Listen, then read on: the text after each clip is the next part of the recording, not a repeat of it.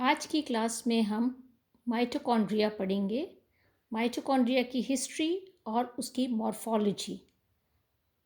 Mitochondria का मतलब है, ग्रीक भाषा में माइटो का मतलब होता है थ्रेड, कॉन्ड्रियन का मतलब होता है ग्रैन्यूल। तो ग्रैन्युलर या फिलामेंटस साइटोप्लाज्मिक ऑर्गेनेल्स जो हैं उन्हें माइटोकॉन्ड्रिया कहा जाता है। ये सेल की बायोकेमिकल मशीन भी कही जाती है क्योंकि इसका रोल सेल रेस्पिरेशन में होता है। ये जो स्टोर्ड फूड स्टफ जो होता है उसकी पोटेंशियल एनर्जी को काइनेटिक एनर्जी में कन्वर्ट करता है और इसीलिए माइटोकॉन्ड्रिया को सेल के पावर हाउस के नाम से भी जाना जाता है। इसकी माइटोकॉन्ड्रिया की हिस्ट्री देखें तो सबसे पहले हम देखते हैं कि 1850 में कॉलिकर ने सबसे पहले माइटोकॉन्ड्रिया को लाइट माइक्रोस्कोप में देखा था और ये छोटे छोटे ग्रैन्युलर बॉडीज़ के फॉर्म में स्ट्राइटेड मसल सेल्स में उसने ऑब्जर्व की थी। 1882 में फ्लेमिंग ने बताया कि ये फिलामेंट या थ्रेड लाइक स्ट्रक्चर्स हैं, धागे के समान संरचनाएं, और इसे फिला नाम दिया। 1892 में ऑल्टमैन ने 1892 में ऑल्टमैन ने इसका बायोब्लास्ट का नाम दिया। इसके बाद 1898 में बेंडा ने इसे माइटोकॉन्ड्रिया का नाम दिया। 1900 में माइकलिस ने माइटोकॉन्ड्रिया को स्टेन किया जेनस ग्रीन से, वाइटल स्टेन है जेनस ग्रीन, इसे स्टेन किया। 1912 में किंग्सबरी ने बताया कि ये सेलुलर रेस्पिरेशन की साइट्स हैं, यहाँ पर सेलुलर रेस्पिरेशन होता है।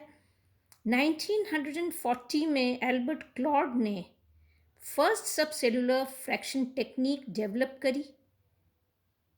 फिर 1948 में हॉजबूम ने मेटाबॉलिकली एक्टिव माइटोकॉन्ड्रिया को आइसोलेट किया। आगे हम इसकी मॉर्फोलॉजी देखेंगे माइटोकॉन्ड्रिया की। तो मॉर्फोलॉजी में हम सबसे पहले देखेंगे डिस्ट्रीब्यूशन या लोकलाइजेशन। माइटोकॉन्ड्रिया सभी यूकैरियोटिक सेल्स में पाए जाते हैं, परंतु प्रोकैरियोटिक सेल्स में, जिनमें प्लाज्मा मेम्ब्रेन पर रेस्पिरेटरी एंजाइम्स नहीं होते हैं, उनमें ये एब्सेंट होते हैं। जैसे कुछ हाईली स्पेशलाइज सेल्स जैसे आरबीसी हैं, उनमें माइटोकॉन्ड्रिया नहीं पाए जाते हैं। मोस्टली माइटोकॉन्ड्रिया उन स्थानों पर अधिक नंबर में पाए जाते हैं जहाँ मेटाबॉलिक एक्टिविटीज़ बहुत अधिक होती है और ऐसे स्ट्रक्चर्स में अधिक होते हैं जिनमें एटीपी का यूटिलाइजेशन अधिक होता है, क्योंकि माइटोकॉन्ड्रिया जो होते हैं वो एनर्जी प्रोवाइड करते हैं, power house of the cell है, एटीपी बनाते हैं।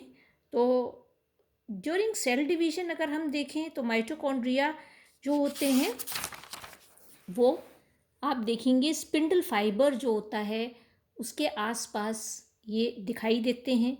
मसल सेल में मायोफाइब्रिलर बैंड्स जो होते हैं उनके आसपास ये रिंग के फॉर्म में दिखाई देते हैं। माइटोकॉन्ड्रिया जो होते हैं, जैसे अगर हम स्पर्म की टेल पे देखें तो उस पर भी एक स्पाइरल बैंड के फॉर्म में माइटोकॉन्ड्रिया हम देख सकते हैं वहाँ पर। इसके अलावा हम देखें माइटोकॉन्ड्रिया जो होते हैं वो साइटोप्लाज्म में फ्रीली मूव करते हैं और कभी कभी कुछ जगह परमानेंटली भी रहते हैं जहाँ पर एसोसिएटेड रहते हैं, इकट्ठे रहते हैं जहाँ पर अधिक एनर्जी की आवश्यकता होती है। माइटोकॉन्ड्रिया का नंबर हम देखें तो माइटोकॉन्ड्रिया का number cell to cell different organism में वेरी करता है और एक ही ऑर्गेनिज्म में डिफरेंट सेल्स में भी माइटोकॉन्ड्रिया का नंबर अलग अलग हो सकता है और ये डिपेंड करता है कि सेल की में मेटाबॉलिक एक्टिविटीज़ कैसी हैं, सेल का फंक्शनल स्टेटस क्या है, उस पर माइटोकॉन्ड्रिया का नंबर डिपेंड करता है। फॉर एग्ज़ाम्पल माइक्रोमोनाज जो है उसमें एक ही माइटोकॉन्ड्रिया पाया जाता है। 10 माइटोकॉन्ड्रिया पर सेल ईस्ट में पाए जाते हैं। 100 से कई थाउजेंड्स तक वर्टिब्रेट्स के टिश्यूज़ में माइटोकॉन्ड्रिया पाए जाते हैं। करीब 1000 to 1600 mitochondria normal liver cells में पाए जाते हैं। बैक्टीरिया केओस जो होता है उसमें 50,000 माइटोकॉन्ड्रिया पाए जाते हैं। 1,40,000 से 1,50,000 माइटोकॉन्ड्रिया सी अर्चिन के एग्स में पाए जाते हैं। करीब 30 लाख माइटोकॉन्ड्रिया oocytes में पाए जाते हैं। तो हाईएस्ट नंबर जो है माइटोकॉन्ड्रिया का जो इंसेक्ट्स है उनकी फ्लाइट मसल्स में देखा गया है, जहाँ पर ये सार्कोसोम्स के नाम से भी जाने जाते हैं। तो हम ये देखें कि नंबर जो माइटोकॉन्ड्रिया का है वो उसकी एक रिलेशनशिप है सेल की फंक्शनल स्टेट से, कि they are in constant relation with the functional state of the cell. The number of mitochondria depends on the functional status of the cell. Size mitochondria का देखें तो साइज भी functional stage जो cell की होती है उस पर डिपेंड करता है।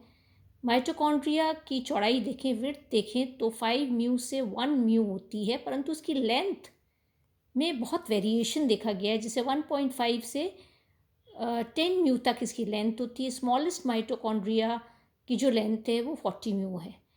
oocytes जो एम्फीबियंस के होते हैं उनमें रिकॉर्डेड है कि सबसे बड़े माइटोकॉन्ड्रिया, लंबे माइटोकॉन्ड्रिया उन्हीं में पाए जाते हैं। 20 to 40 म्यू इनकी लेंथ होती है। शेप माइटोकॉन्ड्रिया का देखें तो टिपिकली माइटोकॉन्ड्रिया सॉसर शेप्ड होते हैं, प्लेट के आकार के होते हैं, परंतु अलग अलग शेप्स माइटोकॉन्ड्रिया के देखे गए हैं। ग्रैन्युलर हो सकते हैं, दाने के समान हो सकते हैं, फिलामेंटस हो सकते हैं, रॉड के आकार के हो सकते हैं, थ्रेड के आकार के हो सकते हैं, स्फेरिकल हो सकते हैं। फंक्शनल स्टेज होती है सेल की, उनमें ये अलग अलग शेप भी अज्यूम कर सकते हैं, जैसे क्लब शेप्ड होते हैं, वेसिकुलर हो सकते हैं, रॉड शेप्ड हो सकते हैं। तो ये शेप वेरी कर सकता है depending upon the functional stage of the cell. Next class में हम माइटोकॉन्ड्रिया का अल्ट्रा स्ट्रक्चर पढ़ेंगे।